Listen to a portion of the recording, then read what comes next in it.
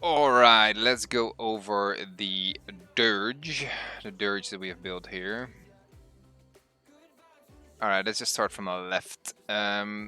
Always have to take this. We get Pepperbox Shot, which is just a cone 15 meters, 3 targets, deals some damage. Impale is an Execute, a Gigantic Bleed, and some more effects that we'll get down later, but it's a great ability. You spend 5 pips, they will stay bleeding until they reach 50% health or until they get healed to 100%, or else the bleed just does not go away. We have taken 2 of the passives in here, some health, etc. We are like a tanky guy, that's our role. Taken Flintlock Shot in there. It just generates 2 pips. That's kind of it. Doesn't really do anything else. We don't have recon in here to expose targets. We've taken extra minor. Then we went down here for cheap shots, which is just a prereq for the next thing. I don't even use this because if you use this and you take damage while you're using it, you get knocked down. Like, and nobody wants that, right? So we just have that to get to Spunky, the stat cluster in here, auras, health, constitution, etc. Then we go into Cloak of Shadows. Increase the personal damage mode by 25% for 10 seconds when you enter or exit stealth. So that is 25% damage reduction. It's huge. We have Sweet Victory in here. We heal when we stun or knock down an enemy every 10 seconds for 750 health. We get the Keen Guard here that just gives us a barrier for a pip that we spend.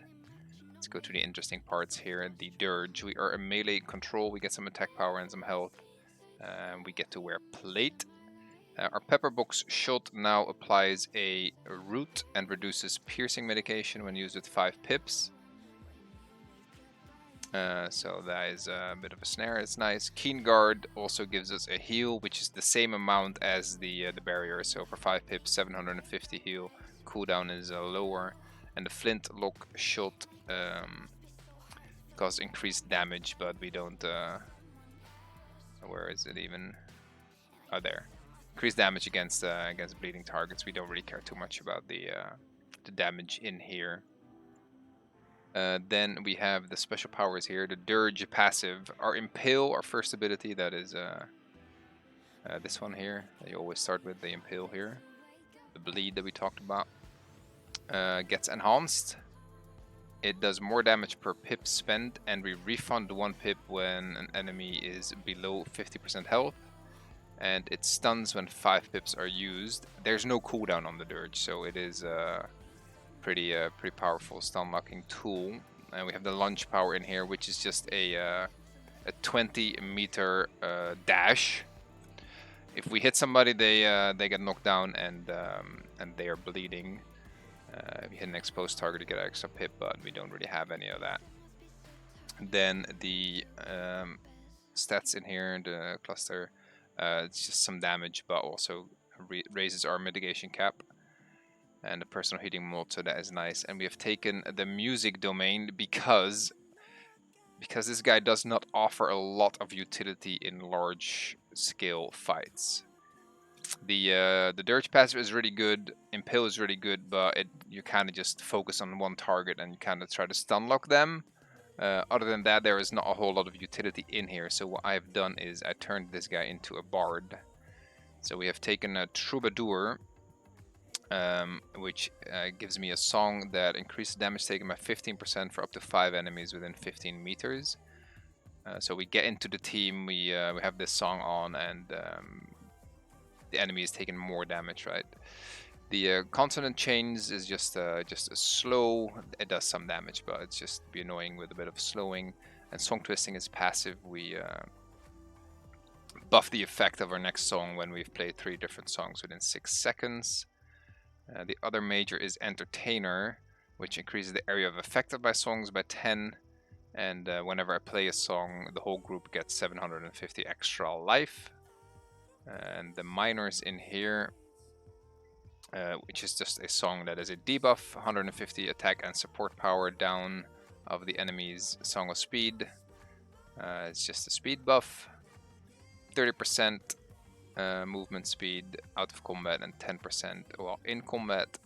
And the Guardian Rhythms here is reduced damage 5%. So that is how we've made this guy useful for large scale fighting. There are a couple other things, but I guess I'll do those later. Let's go over how this exactly works. So what we do before we engage is we play all of our songs, because every 3 songs that we play gives us a buff that you can see here, the song twisting, that increases the effect of the next song. So the movement speed song now is boosted. It gives more movement speed. If we keep playing these songs, so every 4th song gets boosted. I have 4 songs on the bar.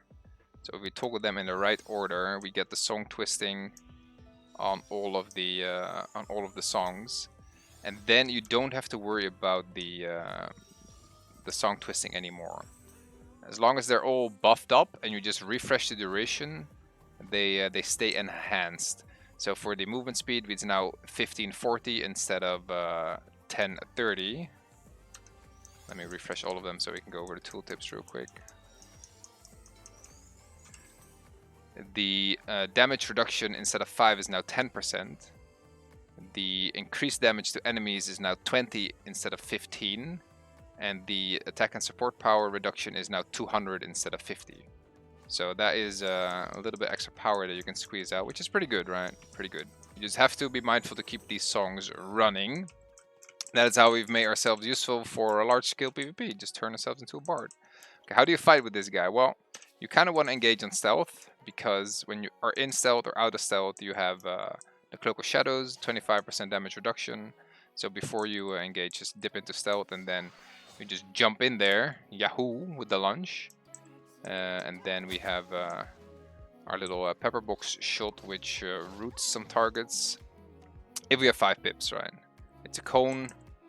15 meters is not the great, but you do get to apply that to people in front of you. Number 3 is our flintlock shot, which just gives us some pips. And our number 4 is an ability that we always want to use with 5 pips, because then it stuns. And if we stun something, we are healing. And as you can see, pips go quite fast, because the 3rd auto attack gives 2 pips. So if you use this on a target that is below half HP, you refund 1 pip. You use 3 auto attacks, you're on 5 again. As I said, there's no cooldown on here. So you can really lock down one target, just kind of chain stun it until the diminishing returns kicks in and they can't really be stunned anymore. But so you get into the team, you focus on a guy, and you just be really annoying trying to stun lock that one person while making sure that your songs are still playing, right? We pre-buffed all of them. You do want to keep that in mind. Like, they last for like 20 seconds, so you do get to fight a little bit before you have to worry about refreshing the buffs again. But pretty much the main thing that he does is do some auto attacks and then stun a guy, or maybe people trying to run away, you can apply some roots.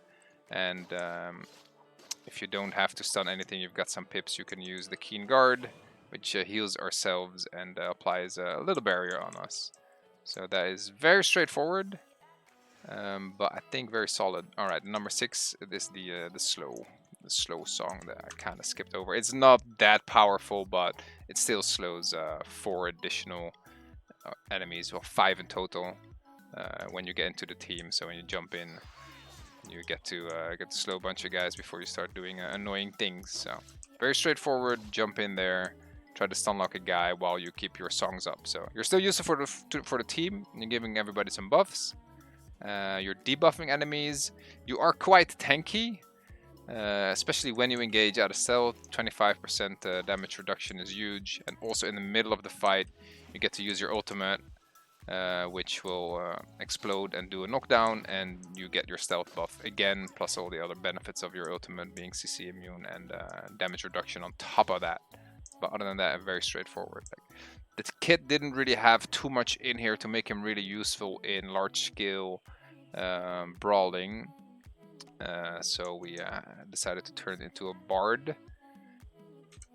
There is one thing I want to mention. Generally, I make these builds that are focused on like large-scale and group content, but This particular class is really good at solo gathering. So you could swap out, let's say, the debuff here for a tunnel, and you could swap maybe one of your other things, your Song of Speed or your Guardian Rhythms, for a meditation. Meditation gives stamina, so if you're gathering a lot, it takes stamina, and this replenishes some of your stamina. And the tunnel is a dash in stealth. Now, why do I mention this? Because this guy, let's say you're just hacking away at some stones, you get ganked, and what you can do then is you can dash away, you can lunge away, you can go into stealth with your ultimate, and then you have your tunnel ability, which dashes you forward another 20 meters. So you can create so much distance between yourself and the attacker that they'll never find you again because you are in stealth. So you get to dash away, you get to lunge away, you get to stealth, and you have another dash. So 3 dashes that will make sure you get out alive and keep all of your gathered stuff with you. So I think this is a really good one for like solo gathering. I thought that was really worth a mention. If you don't want to have too many different tunes, you could also play this guy in large scale. Maybe then you don't use meditation, but you just take the tunnel in there because that is very important for your escaping abilities. And you could drop like maybe drop the debuff or the speed buff or something. Speed buff is also very good for gathering because you don't have to mount up in between nodes. So probably just drop the debuff here, get your tunnel in there, and then you have one character that is somewhat useful in large scale PvP, but is great at gathering solo because it's so easy to escape from somebody that ganks you. Kind of skimmed over the stat points. I've just dumped everything into Constitution because we're kind of like a tanky person that just wants to disrupt and sing some songs. So that is what I have for the Duelist Dirge over here.